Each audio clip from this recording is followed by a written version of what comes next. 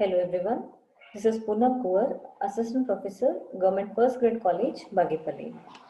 So today we'll be discussing subject Consumer Behavior, which is for BBA 5th semester, Bengaluru North University. So consumers decision making process. This is the fourth chapter of the syllabus. So the today's topic for our discussion is stages in decision making process. So what are the different stages we come across while making a decision? Now, the learning objectives of the chapter. The objective of this chapter is to provide an understanding of consumers' decision-making process. So, before exactly starting the today's topic, first let us recap the previous class what we had discussed. So, in the previous classes, we have finished our third module, which was all based on the environmental aspects which are relating to the consumer behavior. And in the previous class, we had a test really regarding that particular chapter. The session outcomes. The students will be able to discuss the stages in decision making process. So an elaborated discussion would be held based on what are the different stages or steps are which come across in decision making process. Now, so let us start exactly what is today's topic, that is consumer decision making process or stages in consumer decision making. So any decision whenever we take, it depends on various aspects. The various aspects include the various alternatives which are available for a particular person before making a decision. So the consumer decision can be done in two different sides. One is from the consumer side and the other comes from the marketer's side. Now, from the consumer side, what are the different steps or stages? So, when we see from consumer side, there are 5 different stages. The 5 different stages include, the first stage is need recognition. Then after need recognition comes search for information. Once we complete the search for information, we collect the information and then we evaluate the alternatives. The different alternatives which are available, we are going to evaluate at this stage. Once we evaluated the different alternatives, we go for purchasing that particular product. And once if we have made purchase, the purchase will be followed by post-purchase evaluation. Post-purchase evaluation includes whether my purchase was right or whether I am not satisfied with my purchase. A particular consumer is going to analyze at this final stage. This is from the consumer side. We have 5 stages in consumer decision making. So then comes the marketer side. So from marketer side, every marketer will be having objective that my product should be ultimately sold in the market. Like whatever the product or service they manufacture, every marketer's objective will be like my product should be sold in the market, because when the product gets sold in the market, they are going to get their return. So from the marketer side, consumer decision making process include 4 different stages. First, they concentrate on awareness.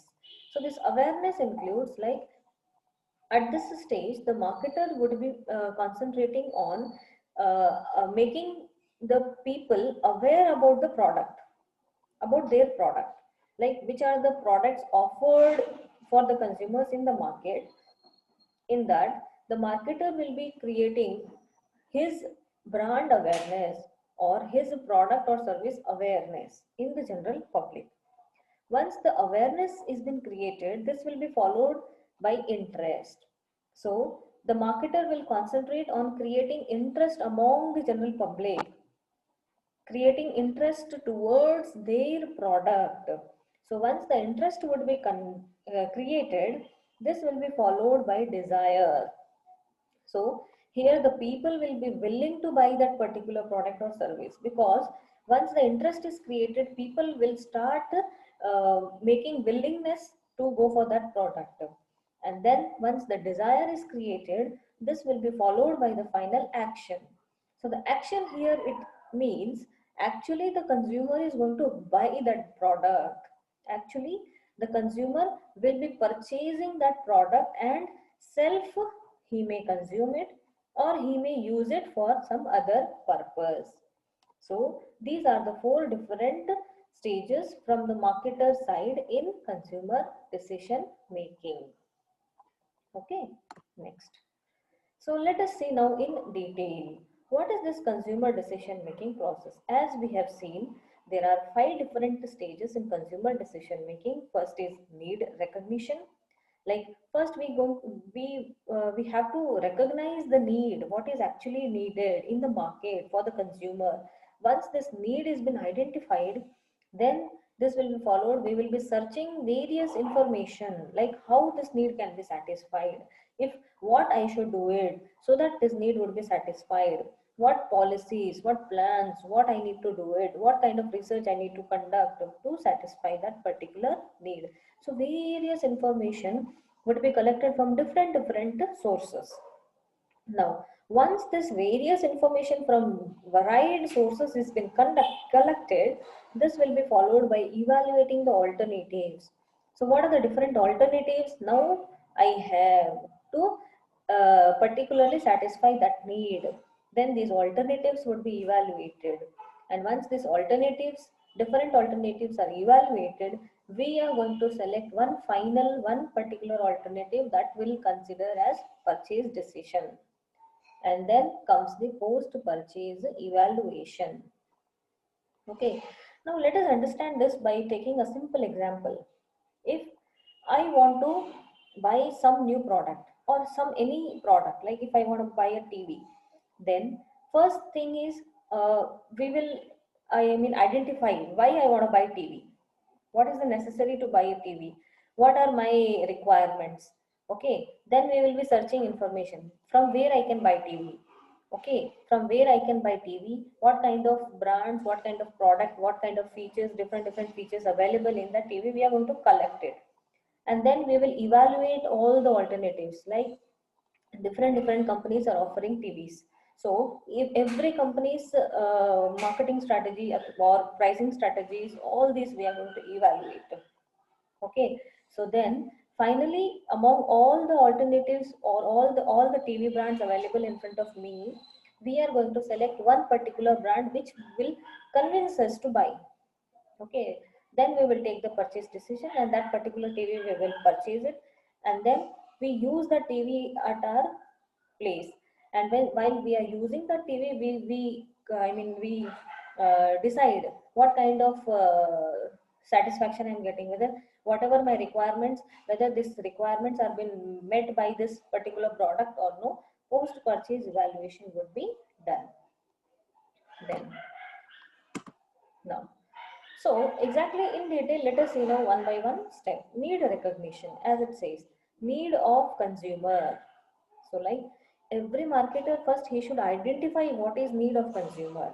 So the realization by the consumer that there is a difference between what is and what should be, like what is available and what should be available. The difference this will make what is the need for consumer. Okay. Then pre-purchase search, like here the information would be searched for collecting, and then a stage in consumer decision making process in which the consumer perceives a need and actively seeks out information. So once the need has been identified, we are going to actively seek information from different sources to satisfy that particular need. So seeks out information concerning products that will help to satisfy that need.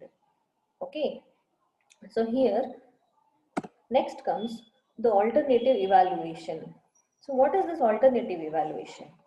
So at this stage, we are going to determine the criteria to be used for evaluation of the products.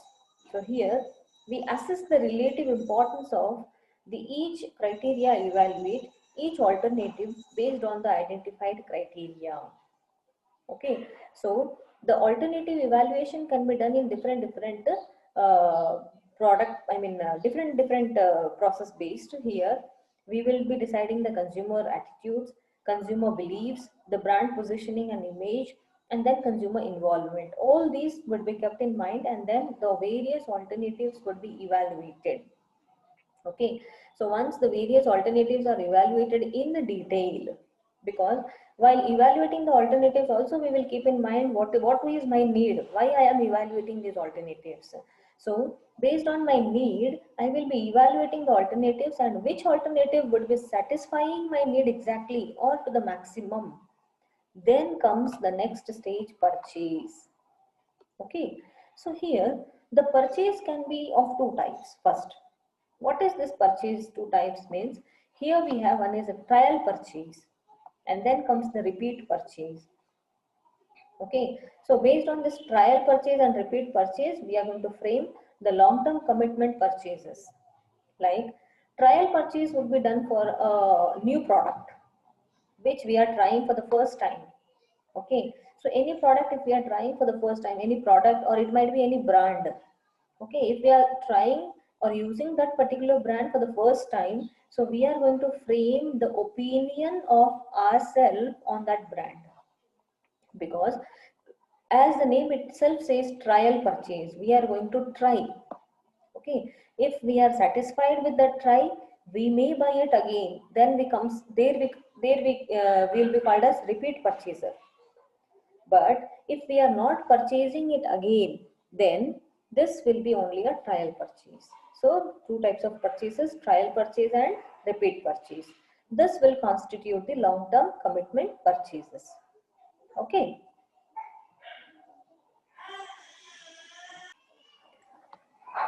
So purchase will take place. Now what is this purchase here? As we have seen, trial purchase and repeat purchase, this will constitute the long-term commitment for purchases. So trial purchase would be in a smaller quantity where we are just going to try, because once if we are satisfied with the trial purchase, we may buy it in a bulk. So repeat purchase is very closely related to brand loyalty, which firms try to encourage because it contributes to greater stability in the market share. Now, long-term commitment purchase means customer is loyal to one brand itself. Okay, like usually in our in households, Tata Salt, it is having some kind of brand loyalty in all the housewives, where people will repeatedly go and buy that itself because they have the Tata Salt is a good quality one and it is in a price range. So there comes the long-term commitment. Trial purchase may be anything like vegetable washer. Recently it has been launched in market and it is new in the market, especially in this corona period, where the people will buy that just to try once, whether it is good or bad. Once if it is good, they may go for repeat purchase. Likewise, purchase will take place. Then once this purchase has been done, there comes the post purchase evaluation. Now, what is this post-purchase evaluation? The purchasing process does not end when a consumer buys a product, but after the purchase, consumer tends to evaluate their experience to decide if they are satisfied or dissatisfied. So once we have made the purchase, after actually using that product, we will make our opinion whether this product is good or whether this product is not good. Once if the product is good and we are satisfied, we may buy that particular product one more. I mean, a repeat purchase may take place. Otherwise, if when we are dissatisfied with that product, we may not buy that product and we may even not suggest someone else to buy that particular product. So this will take place. The information will be used in future decision making also. The whether satisfied or not satisfied with that particular product, while making the next future decisions also, we will be using this information as a base. Okay, so these are the 5 steps in consumer decision making process, or stages in consumer decision making process. So in our today's class, we have discussed first what is consumer decision making and the two sides of consumer decision making, from the consumer side and from the marketer side. And then we have seen all the 5 different stages or steps which are there in the consumer decision making process.